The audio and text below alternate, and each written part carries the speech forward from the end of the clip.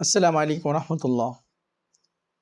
চামড়ার মোজায় মাসিহ করলে আমরা জানি যে মুকিম ব্যক্তি একদিন পর্যন্ত সেই মোজার উপর পবিত্র অবস্থায় পরিধান করা মোজার উপর মাসিহ করতে পারে, আর মুসাফির ব্যক্তি 3 দিন পর্যন্ত পরিধান করা মোজার উপর মাসিহ করতে পারে। যে চামড়ার মোজা মোটা হবে এবং কোনো ফাঁক থাকবে না পায়ের মধ্যে।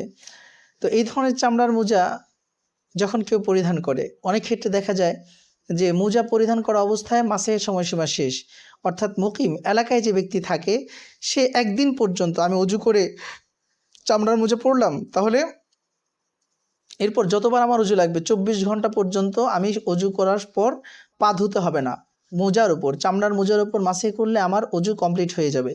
তাহলে এই যে বিধান, এই বিধানের ক্ষেত্রে অনেক ক্ষেত্রে দেখা যায় যে মোজা পরা আছে কিন্তু মাসিহের সময়সীমা শেষ, 24 ঘন্টা হয়ে গেছে, সে অজু অবস্থায় আছে, পবিত্র অবস্থায় আছে, কিন্তু 24 ঘন্টা হয়ে গেছে, একদিন হয়ে গেছে, অথবা মুসাফির অবস্থায় 3 দিন তার কমপ্লিট হয়ে গেছে। এখন সে যদি মোজা খুলে শুধু পা ধুয়ে নেয় তাহলে কি তার জন্য যথেষ্ট হবে নাকি পুনরায় অজু করতে হবে? ফতোয়া এবং হাদিসের কিতাবে যেগুলো এসেছে কিতাবুল আসরের মাঝে, যে যখন কেউ মোজা পরিধান করা অবস্থায় তার মোজার সময়সীমা শেষ হয়ে যাবে, মাসের সময়সীমা, মাসাহ করার মোছার সময়সীমা শেষ হয়ে যাবে, তখন সে মোজা খুলে পা ধুয়ে আবার মোজা পরিধান করলে তার জন্য যথেষ্ট হবে। কিন্তু উত্তম হলো যে সম্পূর্ণ নতুন করে আবার অজু করে তারপর মোজা পরিধান করে, এটা মুস্তাহাব।